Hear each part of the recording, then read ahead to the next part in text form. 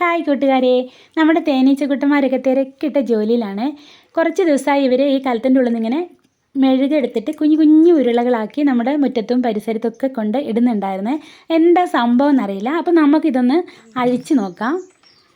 നമ്മളിതിൽ നിന്ന് അങ്ങനെ തേനൊന്നും എടുക്കാറില്ല. കുറേ ആയി ഇതൊന്ന് തുറന്ന് നോക്കിയിട്ട്. ഏട്ടൻ ഹെൽമെറ്റൊക്കെ എടുത്ത് വെച്ച് തേനീച്ചയുടെ കലമൊക്കെ അഴിച്ച് വന്നിട്ടുണ്ട്. ഇത് കണ്ടോ, തുറന്നപ്പം ഇതിങ്ങനെ നിറഞ്ഞിരിക്കുവാണ്. കലം നിറഞ്ഞു പോയി. അത് ഒഴിവാക്കാൻ വേണ്ടിയാണെന്ന് തോന്നുന്നു അവരിതിങ്ങനെ ഉരുട്ടി ഉരുട്ടി പുറത്ത് കൊണ്ട് കളഞ്ഞുകൊണ്ടിരുന്നത്. ഇപ്പം നമ്മുടെ മാവും കശുമാവും ഒക്കെ പൂവിട്ട് നിൽക്കുന്ന സമയമാണല്ലോ. ഇത് കണ്ടോ, ടോർച്ച് എടുത്തുകൊണ്ട് വന്ന് അടിച്ച് നോക്കുമ്പോഴാണ് ഇതിൻ്റെ ഉൾവശം ശരിക്കും കാണാൻ പറ്റുന്നത്.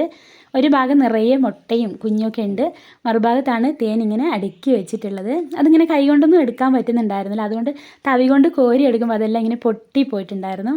അല്ലെങ്കിൽ ഇങ്ങനെ കുഞ്ഞു കുഞ്ഞു കടലമണികളൊക്കെ പോലെ ഉരുണ്ടുരുണ്ട് മണികളായിട്ട് ഇരിക്കേണ്ടതാണ് അത്.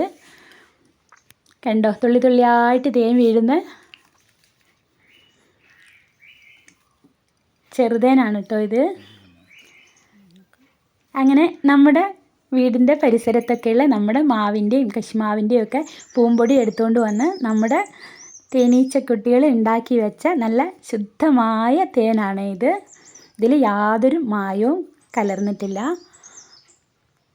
ബാക്കിയുള്ള കുഞ്ഞും തേനും എല്ലാം കൂടെ നമ്മൾ ആ കാലത്ത് തന്നെ ഒരു പലക മുറിച്ച് അടപ്പൊക്കെ ഉണ്ടാക്കിയായിട്ട് കെട്ടി വെച്ചിട്ടുണ്ടായിരുന്നു.